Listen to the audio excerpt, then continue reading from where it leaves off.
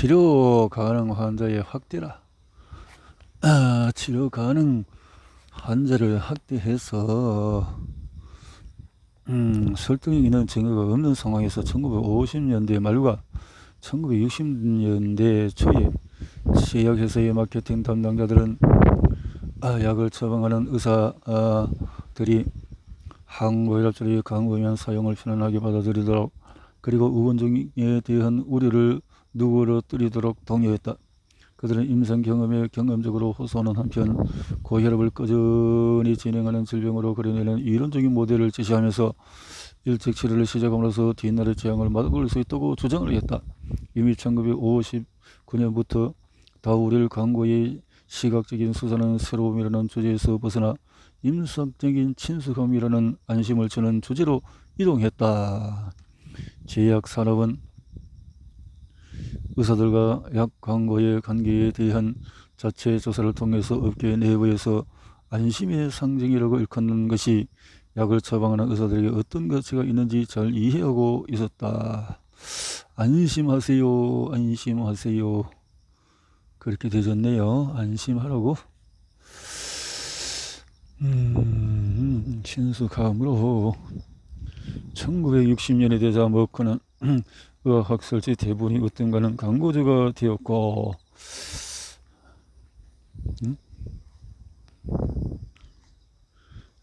이렇게 광고주가 되었고, 이렇게 해서 고혈압에 대한 1960년대 초에 고혈압을 심장병 위험 요인 중 하나로 확립한 프리밍엄 연구의 영향력이 커진 것도 필연적으로 이런 변화에 영향을 주었다라는 거죠. 그럼에도 결정적인 데이터가 없었기 때문에 증상이 없을 때의 치료를 비판하는 사람들, 특히 나이 든 의사들은 반대를 계속했다. 이득을 전혀 입증하지 못하는 약을 폭넓게 처방하는 것은 니른베르크 재판에 비춰볼 때 윤리적으로 옹호될 수 없으며 사정을 모르는 일반인들을 상대로 대규모 임상시험을 하는 것과 다를 바 없다는 주장이었다. 신망 있는 고혈압 연구자 윌리엄 하버트 셰시는 1965년에 이렇게 썼다. 우리는 지금 고혈압에 대한 돌팔이 치료 시대에 살고 있다는 것이 우리의 믿음이다. 엄청난 규모의 무질서한 임상, 약학적인 실험이 임상에서 수용 가능한 치료법으로 가정하고 있는지도 모른다. 그들은 증상이 없는 환자들을 치료하려는 최근의 열정이 제약산업의 영향력 증가와 기업의들의 순진한 욕망, 자신들이 쇠약성 질병에 맞서 뭔가 할 수 있다고 느끼고 싶어하는 것을 드러내는 심각한 사례라고 공격을 했다. 이렇게 했다는 거죠. 그 한마디에서 무슨 말을 하는지 다 알 수가 있을 것 같습니다. 자, 이렇게 심각한 속에 있는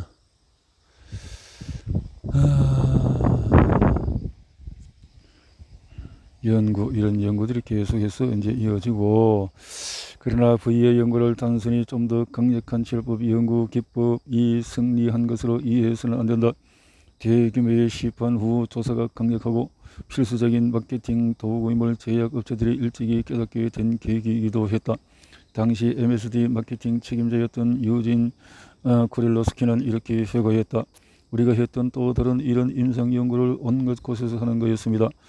우리는 정부와 접촉해서 그들이 다우릴에 관해서 5년 동안의 대규모 연구를 하게 했습니다. 우리는 그들이 원하는 다우릴과 위약을 전부 제공하기로 했죠.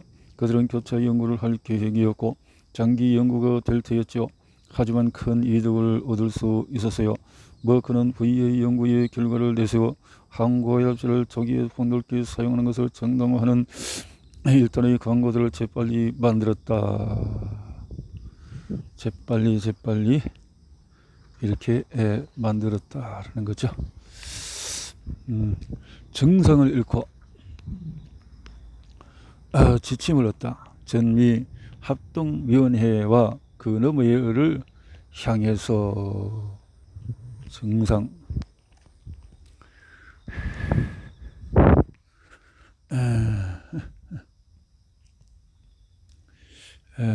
레스커는 1971년 11월 레스커상 수상 연설에서 프라이스는 고혈압 발견과 치료 정진을 공정보건의 우선순위로 만들 국가기구 설립을 제안했다.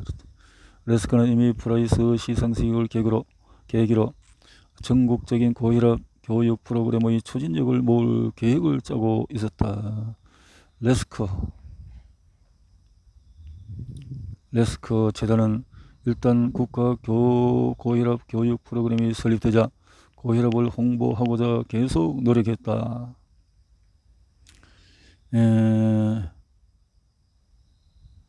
1972년 8월 에드워드 프라이스가 출연한 후에 메리 레스커는 언론 담당 비서인 루스 마이어에게 메모를 한 장 받았는데 여기서는 이 사건을 프라이스 박사가 투데이 쇼에 출연해서 중등도 고혈압에 관해 인터뷰하도록 주선하려던 지난 11월에 시작한 우리의 작업의 직접 결과물이라고 썼다. 내용에 프랭키 맥기, 어떤 사람이 자신에게 중등도 고혈압이 있는지를 어떻게 알 수 있나요? 증상은 없습니다.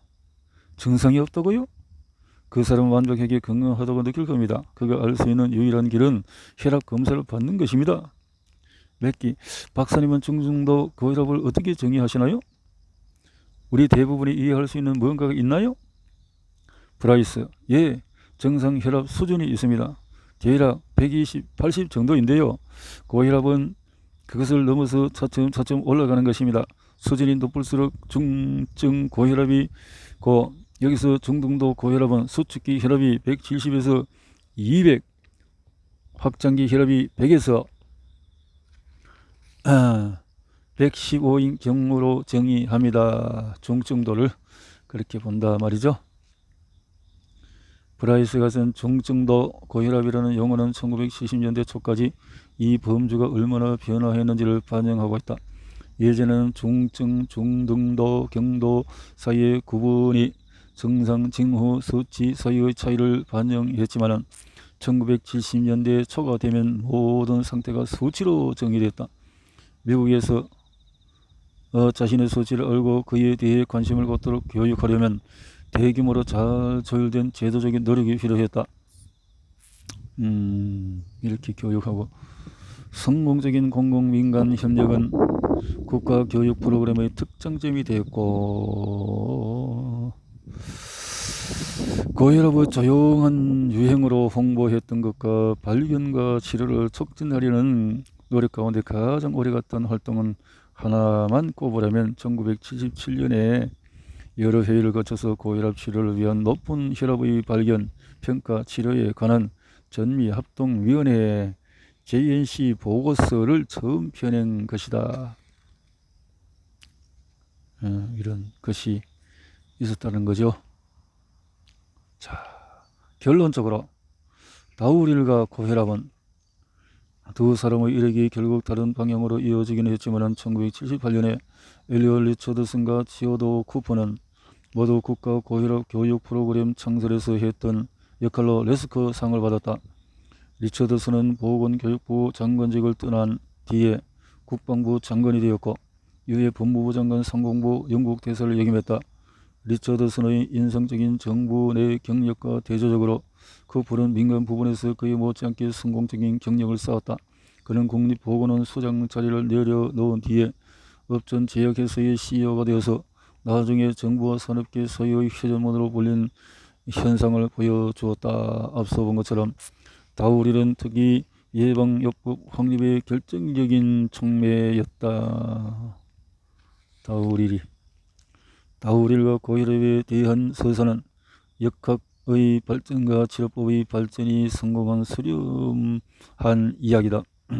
그 결과 위험군에 속한 사람들은 공정보건 우선순위임과 동시에 장기적으로 유지 가능한 상품 시장으로 보이게 되었고 이는 질병 홍보와 진료 패턴의 합리화에서 공공민간 협력을 촉진했다. 수지 맞는 소비자 상품으로서 중요하다는 점 외에 치료제로서 다이오릴은 고혈압에 관해 새로운 사고방식을 불러일으키고 증상 없는 비염자에 대해 장기간 무작위 임상시험을 할 수 있는 가능성을 만들어냈다. 다이오릴은 이전에는 치료 가능성의 한계, 그 자체가 임상시험 연구의 윤리와 실행계획을 제약하면서 병리성과 정상성의 지배적인 개념 속에 통합되었다. 다유 우리는 이러한 선언을 부정적이고 상호 허무적인 관계에서 긍정적이고 상호 강화하며 힘을 주는 관계로 바꿔놓는 데 기여했다. 결국 다이우렐과 고혈압의 역사적인 조언은 서로가 서로를 정리하는 것이었고 양자 모두가 돌이킬 수 없이 변화를 겪은 비탄성 충돌이었다. 확대된 고혈압 예방 약물화법은 이후에 수십 년 동안의 20세기 후반 예방의학에서 비용에 비해서 가장 효율성이 높은 성취 가운데 하나로 승인받았다. 치료 결정이 대규모 임상시험에서 정보를 얻어 지침과 위원회에서 의해서 형성되는 기존 수치로 환원되면서 고혈압은 다른 위험 질환들이 모방하게 될 사례가 되었다. 고혈압 이렇게